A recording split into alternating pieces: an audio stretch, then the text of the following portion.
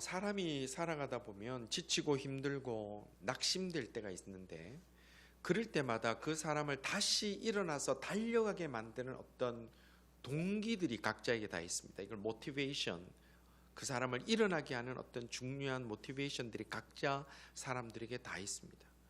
어떤 사람은 지치고 힘들었지만 칭찬을 많이 받으면 다시 일어나서 멋지게 달려가는 사람들이 있습니다. 어떤 사람들은 어디서 돈이 생긴다 그러면, 또 돈이 좀 생기면 거기에 힘을 내서 또 열심히 달려가는 사람들이 있습니다. 또 어떤 사람들은 명예가 주어지면 그 명예에 합당하게 살기 위해서 또 열심히 달려가는 사람도 있습니다. 그리고 우리 어린 주일학교 아이들은 보면 사탕 하나를 얻기 위해서 춤도 추고 노래도 하고 엉덩이도 실룩실룩 어른들 앞에서 그렇게 애교도 부립니다. 모든 사람은 각자가 자신의 상황이 비록 힘들고 어렵더라도 그 자리를 박차고 일어나갈 수 있는 힘의 원동력이 되는 그런 모티베이션, 그런 어떤 계기가 되는 일들이 우리 모두에게 각자가 다 있습니다.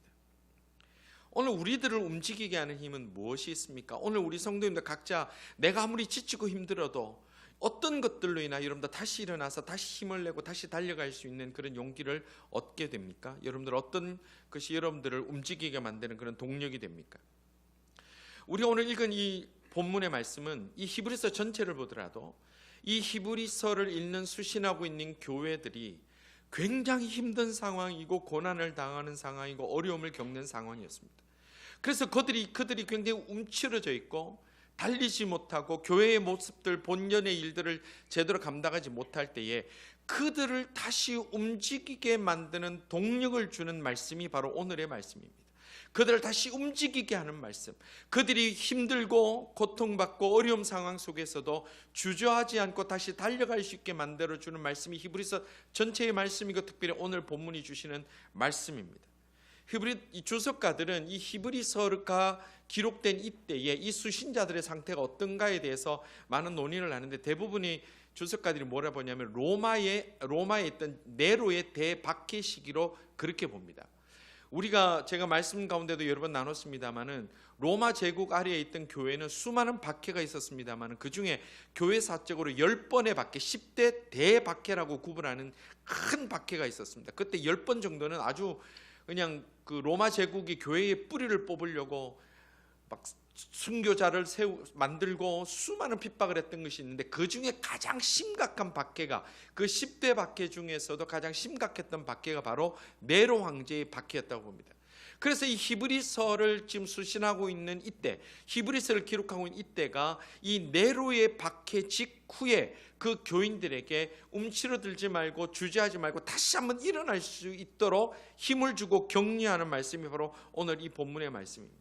지금 이때가 네로의 대박해 직후라고 우리가 학자들이 추정하는 이유가 히브리서 10장에 보면 32절을 우리 읽은 본문 조금 뒷부분입니다만 10장 32절을 보면 이렇게 말씀합니다. 전날에 너희가 빛을 받은 후에 고난의 큰 싸움을 견디어낸 것을 생각하라, 이렇게 언급했어요.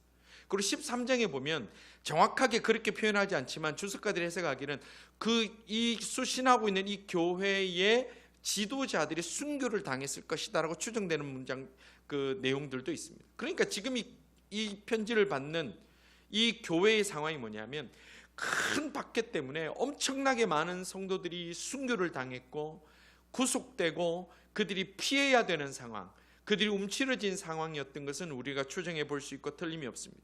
교회는 지금 너무너무 지쳤고 힘들고 두렵고 그리고 어려운 상황 속에 있었습니다. 그런데 오늘 이 본문을 보면 이런 상황 속에 있는 성도들에게 뭐라고 말씀하냐면 다시 일어나라는 겁니다.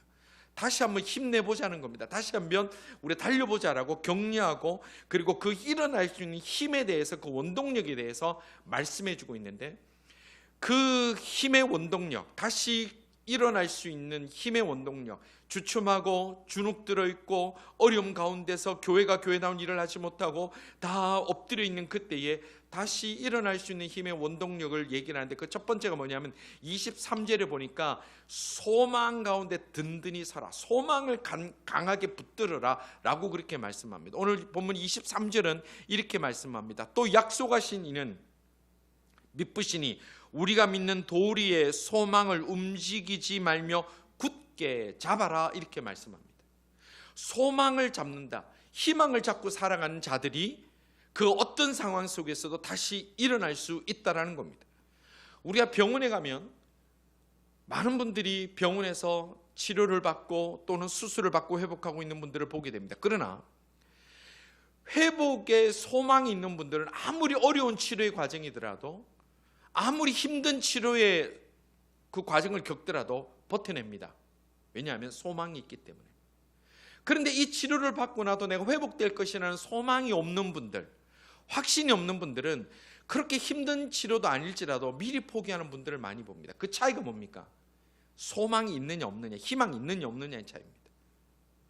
우리가 이 그리스도인들에게 보내는 이 하나님의 말씀을 볼 때에 어떤 어려운 상황과 어떤 힘든 상황 속에서도 소망을 붙들고 희망을 붙들고 살아가는 사람이 이길 수 있다는 겁니다.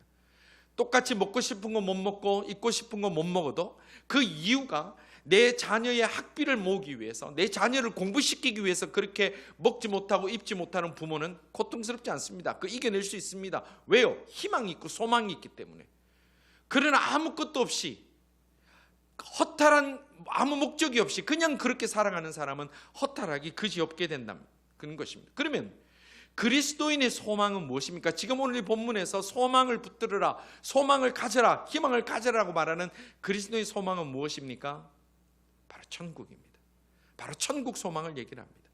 그리스도인들은 이 땅에서 어떤 어려움을 겪더라도, 어떤 환난을 경험하더라도, 어떤 가난함을 경험하더라도, 어떤 아픔을 경험하더라도 하나님을 믿고 십자가 앞에서 내 모든 죄를 다 고백하고 예수 그리스도께서 나의 죄를 용서하여 주시고 구원의 문을 열어주셨다고 믿는 진짜 거듭난 그리스도인이라면 우리 모든 그런 그리스도인들의 인생의 결론은 정해져 있는 겁니다. 우리의 분명한 소망은 천국이라는 겁니다. 이래서 바뀌지 않습니다. 어떤 삶을 살고 어떤 인생을 마무리하더라도 우리는 하나님의 백성입니다. 최후 승리는 우리에게 보장되어 있는 하나님의 약속이라는 겁니다.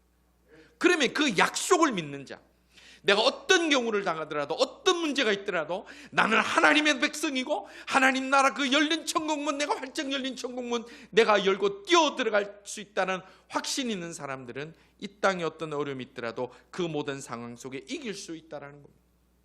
사도 바울은 로마서 8장 18절에 이렇게 말씀합니다. 내가 생각컨대 현재의 고난은 장차 우리에게 나타날 영광과 비교할 수 없도다. 아멘. 여러분들 이게 굉장히 위로되지 않습니까? 이 말씀을 평생에 가슴에 둔고 사는 분들이 참 많습니다.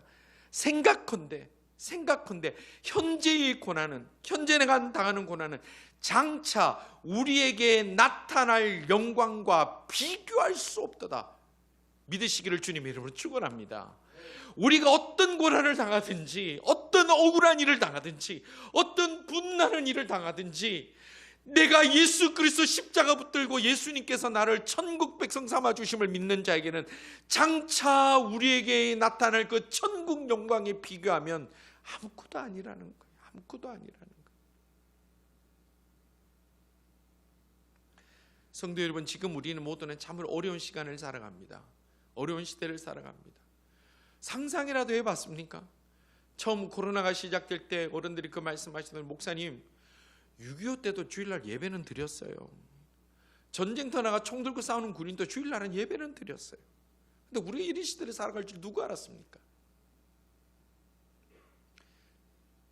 성도 여러분, 이런 시대를 살든 이보다 더 험한 시대를 살아가게 되든 나는 하나님의 백성이라는 확신을 가지고 이 시대를 넉넉히 이기고도 남음이 있는 위대한 하늘에서부터 공급받는 힘으로 끝까지 달려갈 수 있는 하나님의 백성들 다 되시기를 주님의 이름으로 축원합니다. 나는 죽어도 천국인데 뭐가 걱정입니까? 오늘 또 이 히브리서 기자를 통해서 우리 하나님께서 우리에게 힘내라고, 용기 내라고, 다시 일어나라고 주시는 그 귀한 동력, 그 모티베이션이 뭐가 있냐면 서로 격려하고 살아라, 그렇게 말씀합니다. 24절은 이렇게 말씀합니다. 서로 돌아보아 사랑과 선행을 격려해라, 그렇게 말씀하고 있습니다. 격려의 힘이라는 것은 엄청난 능력을 가진 겁니다. 격려의 힘은 엄청난 능력을 가집니다. 우리 자녀들 보면 자녀들이 잘 되는, 물론 뭐 반드시 그렇게 등식으로 제가 얘기할 수는 없습니다만은 잘된 자녀들, 잘되게 성공하는 사람들의 특징은요, 격려를 많이 받았을 때 그래요. 이솝우화도 있지 않습니까? 나그네가 코트를 입고 가는 나그네 옷을 벗기는데 해와 구름이 서로 내기를 하지요. 누가 제 코트를 벗길 것인가. 구름이 막 메스게 바람을 불고 막 그 옷을 벗기려고 힘있게 그렇게 푸시하지만 그러면 그럴수록 나그네는 더 옷을 더 확 끼워잡습니다. 근데 햇빛은 그냥 환하게 따뜻하게 비춰주니까 나그네가 자기 손으로 옷을 벗더라는 그 유명한 어린이 동화들 이솝우화 잘 알지 않습니까? 이게 바로 격려의 힘입니다.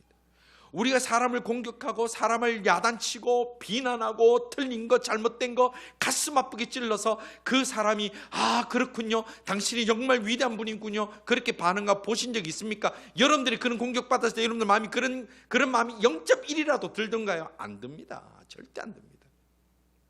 나는 공격받는 걸 너무너무 싫어하면서도 우리는 남을 공격하는 걸 너무 행복해요. 왜? 내가 상대적 의로움을 느낄 수 있는 짜릿함이 있기 때문에 인간의 본성이 그런 부분이 있더라는 겁니다.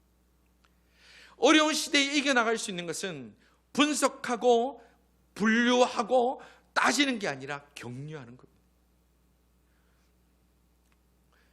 연세대 의대 방사성 종양학과 교수님이라는 분인데 무슨 교수님이 그 교수님이 쓴 글에 격려의 힘이라는 책인데 금기창 교수님이라는 분인데 그분 글에 그렇게 되어 있어요. 예전에 어느 유럽의 어느 극장에서 이제 유명한 소프라노가 우리 이재수 집사님과 아주 깨꼬리 같은 소프라노가 이제 공연을 하게 된 거예요. 많은 사람이 그 노래를 듣기 위해서 이제 극장에 모였습니다. 그런데 그 소프라노가 비행기가 연착되는 바람에 참여를 못하게 된 거예요. 갑자기. 그러니까 극장 측에서 사람들은 모여 있는데 공연이 안 되니까 급히 어떤 젊은 테너 가수 한 사람을 빨리 섭외를 했어요. 그래서 이 테너 가수 보고 노래를 하라고. 그랬더니 이 테너가 노래를 했는데 청중들은 별로 마음에 들지 않았나 봐요. 노래를 다 끝났는데 아무도 박수를 안 치는 거예요. 왜냐하면 이 사람들은 유명한 소프라노의 노래를 듣기 위해서 모였는데 어떤 처음 보는 젊은 테너가 막 노래를 하는데 그냥 다들 시큰둥하고 박수도 안 치고 있는데 갑자기 2층에서 그 공연장 2층에서 어떤 어린아이가 하나 일어나더니 막 박수를 치면서 뭐라고 하냐, 아빠 최고예요, 그런 거예요. 그제서야 앉아있던 관객들이 2층을 보고 앞에 서 있는 무대에 얼어있는 그 젊은 테너를 보고 있다가 다 같이 일어나서 이제 기립박수를 보내는 거예요. 그 아이와 테너 가수에게. 잘해서 기립박수 보냈을까요? 격려예요. 그 테너 가수가 이후에 어떤 사람이 됐느냐, 전 세계가 모르지 이름만 들으면 다 아는 사람이 됐어요. 세계 3대 테너라고 말하는 그 사람이 바로 루치아노 파바로티예요. 그때 그 박수가 없었으면, 격려가 없었으면 파바로티가 될 수 없었다는 겁니다. 이 금 교수님이 이 글을 쓰면서 뭐라고 얘기를 하냐면, 암 환자들을 자기가 치료하면서 보는데 격려의 힘은 암 환자가 그 어려움을 이겨낼 수 있는 상상도 못할 힘을 만들어주더라는 겁니다. 격려하면 그 치료가 어떤 약이나 이런 그런 것이 아니라 없는 힘도 생기고 없는 치료법도 생기더라는 거. 그래서 그가 하는 얘기가 격려가 모여서 기적이 이루어지더라, 이렇게 그 글에 그렇게 썼습니다. 제가 이 글을 읽으면서 굉장히 가슴에 도전이 됐습니다. 하나님이 오늘 우리에게 요구하시는 것은 정확한 분석과 비판과 찌르는 말이 아니라 안아주고 위로하고 격려하고 사랑해 줄 때에 우리는 그때 다시 비로소 일어나갈 수 있다는 겁니다. 우리 어른들, 특별히 경상도 출신들은 아버지들이 칭찬해 주는 거 거의 못 듣죠. 못 들어봤죠. 다 경상도 아는데 모른 척 잘 안 해요. 하면 안 되는 줄 알아요. 그래서 경상도 남자들이 칭찬을 잘 못해요. 마음이 그래서 그런 게 아니라 잘 못해요. 들어본 적이 없어. 또 할 줄도 잘 몰라요. 격려 듣고 칭찬 많이 듣는 아이들은 힘을 내는 것처럼 교회가 서로가 어려울 때 칭찬하고 격려하고 사랑하고 위로하고 힘을 주면 어떤 어려움이 있더라도 상상도 못하는 새로운 힘으로 하나님께서 맡겨주신 그 사명 끝까지 잘 감당할 수 있는 힘이 거기서 일어나게 된다는 것입니다. 오늘 이 본문의 말씀을 통해서 하나님이 주시는 말씀이 뭐냐면, 어려울 때의 내로 핍박을 통해서 힘겹게 교회를 살아가고 신앙을 유지하는 성도들에게 서로 격려하라는 겁니다. 여기서 중요한 것은 서로라는 단어입니다. 우리가 격려를 얘기를 할 때 많은 사람이 나는 왜 격려를 못 받았지? 나는 왜 격려를 안 해주지? 저 사람은 왜 나를 격려하지 않지라고 얘기하지만 격려의 가장 중요한 핵심은 서로 격려하는 겁니다. 남편이 아내를 많이 격려합니다. 당신 수고했어요. 늘 가정을 돌보고 아이들 한다고 돌보고 수고했어요. 그런데 아내는 평생 남편에게 감사대 얘기 안 하고 격려 안 하면 그 가정이 행복한 가정이 될 수 있을까요? 안 됩니다. 부모님은 자녀들에게 늘 격려하면서 그래 너는 할 수 있어. 너는 힘을 낼 수 있어. 너는 정말 무한한 능력을 가진 아이가 격려하는데 자녀는 맨날 들으면서 우리 부모는 맨날 할 얘기 저거밖에 없나 라고 얘기를 하면 그 가정이 아름다운 가정이라 얘기할 수 있습니까? 아니에요. 성경은 오늘 뭐라고 되어 있냐면 24절에 서로 격려하라고 그래요. 서로 격려. 제가 코로나 때만 아니면 자 서로 옆에 마주보고 서로 격려합시다 하겠는데 오늘 집에 가셔서 여러분들 가정에서 자녀들에게 또 부모님에게 또 가까이 있는 분들에게 격려하고 코로나 시대에 힘쓰고 애쓴다 그렇게 격려하며 살아갈 수 있는 그런 날 되기를 바랍니다. 오늘 하나님께서 우리에게 격려하는 힘은 우리가 상상도 못할 능력을 발휘할 수 있다 그렇게 말씀하고 있습니다. 성경에 보면 친구들이 많다고 다 격려받는 게 아닙니다. 친구들이 유난히 도드라지게 성경에 등장하는 인물들이 두 사람이 있는데 한 사람은 욥이라는 인물이고 한 사람은 다니엘입니다. 욥이 어려움을 당했습니다. 가진 거 다 잃었습니다. 가족 자녀들이 한꺼번에 다 죽게 됩니다. 몸에는 온갖 피부병으로 괴로움을 당합니다. 그때 그 소식을 들은 친구들이 찾아옵니다. 엘리바스, 빌닷, 소발이라는 친구들이 찾아옵니다. 욥기에 보면 그 길고 긴 장들이 전부 다 이 친구들의 얘기와 욥의 대답으로 이루어졌는데 이 친구들이 와서 엘리바스와 빌닷과 소발이 와서 뭐라고 얘기를 합니까? 왜 우리가 욥기는 강의를 잘 하지 않죠? 왜 욥기는 우리가 구체적으로 설교를 목사님들이 잘 하지 않죠? 왜냐하면 그 내용들이 뭐냐면 하나님의 이름을 빌어서 사람의 가슴 찌르는 얘기밖에 없기 때문에 그래요. 여러분들 그래서 내 시작은 미약하였으나 내 나중은 창대하리라 그것도 사실은 비꼬는 말 중에 들어가 있기 때문에 요즘은 그 개업하거나 이런 분들 그 잘 안 사가요. 이 친구들이 찾아갑니다. 어려움을 당했는데 뭐라 얘기하냐면 네가 하나님 앞에 혹시 너도 모르게 죄 지은 거 있는지 한번 살펴봐. 네가 혹시 잘난 척한 거 아니니? 네가 혹시 하나님 앞에 다른 죄 지은 거 아니니? 네가 지은 죄도 모르지 않니? 내가 너 위해서 하는 얘기인데 너 그렇게 살면 안 돼. 그게 지금 이 친구들이 하는 얘기예요. 성경에서 욥이 그것 때문에 힘없습니까? 세임없습니까? 아니에요. 친구들 찾아서 욥은 더 고통스러워요. 그런데 똑같은 친구들이 있습니다. 다니엘에게는 세 친구가 있습니다. 다니엘이 어릴 때 포로로 잡혀갔을 때에 그 다니엘과 함께 잡혀갔던 사드락과 메삭과 아벳느고 세 친구가 있습니다. 다니엘서 2장에 보면 이들이 서로 어려움을 당했을 때 기도 제목을 나눕니다. 서로 기도하자를 얘기를 합니다. 서로 격려합니다. 서로 힘이 되어줍니다. 결국 그들이 그 어려움 가운데서도 불못불 앞에서도 그들의 믿음을 저버리지 않고 그리 아니하실지라도 우리는 왕에게 절하지 않고 우리 하나님만 섬기겠습니다라고 그들이 믿음의 동력자로 평생 함께 가는 귀한 동력자가 된 것을 우리는 볼 수가 있습니다. 성도 여러분, 우리는 이 땅을 홀로 살아가지 못합니다. 특히 신앙생활은 혼자 하는 거 아닙니다. 교회는 지체들이 모여 각자의 역할로 하나의 몸된 교회로 그리스도를 머리로 하나님을 섬기는 곳이 교회입니다. 그러면 지체들은 우리는 서로 격려의 힘을 믿어야 됩니다. 서로가 서로를 격려할 줄 알아야 됩니다. 감싸줄 줄 알아야 됩니다. 위로할 줄 알아야 됩니다. 거기서부터 교회가 교회다운 능력을 발휘할 수 있는 출발이 되는 겁니다. 여러분도 어릴 때 공부하셨지만 공부하려고 딱 준비하는데 엄마가 문 열고 들어와서 공부 안 하나? 그러면 그때 어떻게 합니까? 아, 내가 공부해야지 마음이 들던가요? 저는 그때 갑자기 연필 탁 놓고 공부하기 싫어져요. 나 하려고 했는데. 성적을 받아왔는데 너 더 잘할 수 있는데 이거밖에 못해서 야단치면 여러분도 공부 더 잘할 마음 의욕이 생기던가요? 힘이 쪽 빠지던가요? 우리가 그걸 경험하면서도 우리는 여전히 질책하고 야단하고 비난하는데 우리의 힘을 너무 많이 쏟고 있더라는 거예요. 어려운 시대를 당하는 히브리 교회의 성도들을 향하여 오늘 주께서 주시는 말씀이 서로 사랑과 수고를 격려해라. 그것이 다시 일어날 수 있는 힘이 된다라는 겁니다. 성도 여러분, 그리스도의 제자된 우리 모두가 격려의 능력을 통해서 이 어렵고 힘든 시대를 다 함께 이겨나갈 수 있는 모든 주의 백성들 다 되시기를 주님의 이름으로 축원합니다. 사람을 만났을 때 격려해 주면요, 내 돈 내면서 내가 커피 사면서 만나고 싶어요.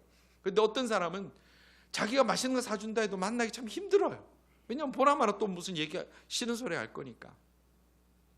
우리가 누가 얼굴만 봐도 행복해하는 그런 격려하는 힘을 가진 사람이 된다면 우리가 이 시대의 다니엘의 친구들처럼 모든 상황을 이기고도 남음 있는 능력을 우리가 얻게 될 줄로 믿습니다. 그러면 또 세 번째 우리가 이길 수 있는 동력은 뭐라고 얘기를 했냐면 모이기에 힘쓰라 그렇게 말씀했습니다. 25절에 보니까 모이기에 힘쓰는 자들이 되게라. 모이기를 피하는 어떤 사람들의 습관같이 하지 말고 오직 권하여 그날이 가까움을 볼수록 더욱 그리하자. 모이기를 힘쓰라는 거예요.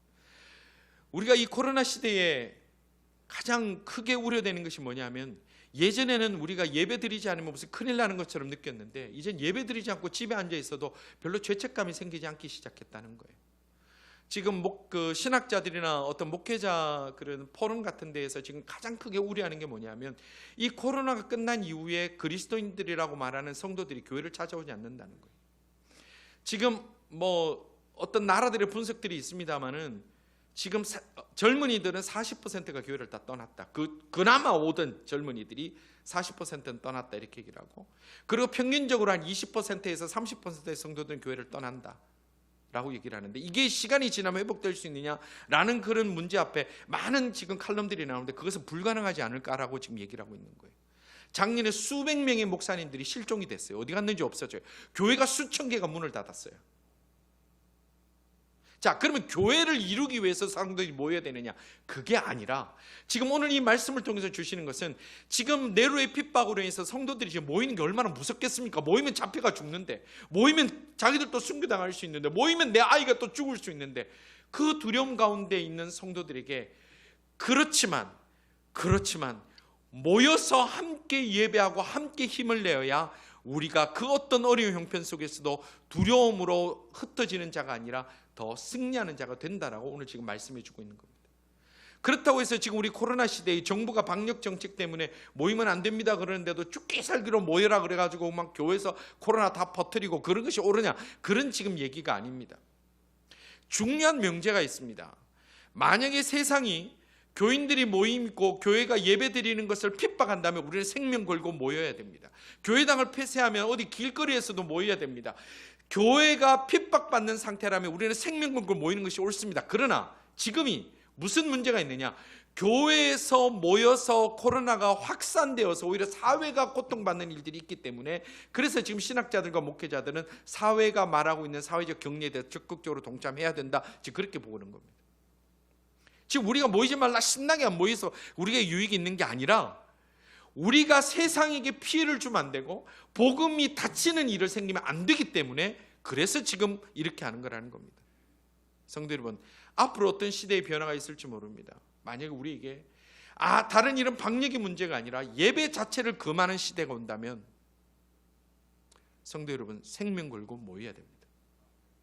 모여야 천국 문이 닫히지 않습니다. 모여야 나 혼자가 아니라 함께 있는 신앙인들로 인하여 이겨낼 수 있습니다. 갈멜산 앞에서 나 혼자만 남았다고 울부짖던 그 연약한 심약했던 선지자에게 하나님께서 숨겨둔 주의 백성들을 보여주심으로 인하여 그들이 담대하게 주의를 끝까지 감당할 수 있었던 것처럼, 우리가 함께 모여 예배드리고 모일 수 있을 때 우리가 이 예배를 생명처럼 여김으로 나아감으로 인해서 이 땅의 그 어떤 어려움도 우리를 하나님과 떨어뜨릴 수 없고 우리의 구원의 문을 닫을 수 없는 위대한 복음의 능력을 체험하며 살아가는 우리 모든 하나님의 사람들 다 될 수 있기를 주님의 이름으로 축원합니다. 모여야 힘이 되는, 가족도요, 안 보면 멀어져요. 그래서 멀리 있는 친척보다 옆집에 있는 이웃이 더 가까운 친척이다, 가깝다, 그런 얘기도 있지 않습니까? 우리는 모여야 되는 거예요. 성도 여러분, 우리는 모두 어려운 시대를 살아갑니다. 우리가 이 모든 시대를 다시 박차고 일어날 수 있는 것은 다른 것이 없습니다. 천국 소망 가져야 됩니다. 서로가 서로를 격려해야 됩니다. 그리고 모이기에 힘써야 됩니다. 그렇게 할 때에 이거보다 행여나 더 어려운 시대가 다가오더라도, 이거보다 더 힘든 상황이 우리 앞에 다가오더라도 우리는 능히 이기고도 남음이 있고 넉넉하게 그 모든 것을 뚫고 나갈 수 있는 향기 나는 교회, 좋은 소문 나는 교회, 힘 있는 교회, 하나님이 쓰시기에 합당한 교회로 새롭게 될 줄로 믿습니다.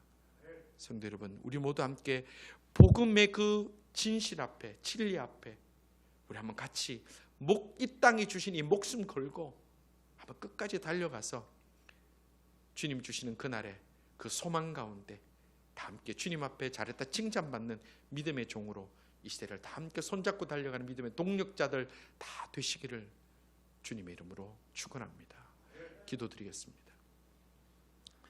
언제나 연약한 저희들에게 힘을 주시고 동력자들을 붙여주시며 어려운 시대에도 홀로 두지 아니하시고 함께 달려갈 수 있는 은혜의 주심을 감사합니다.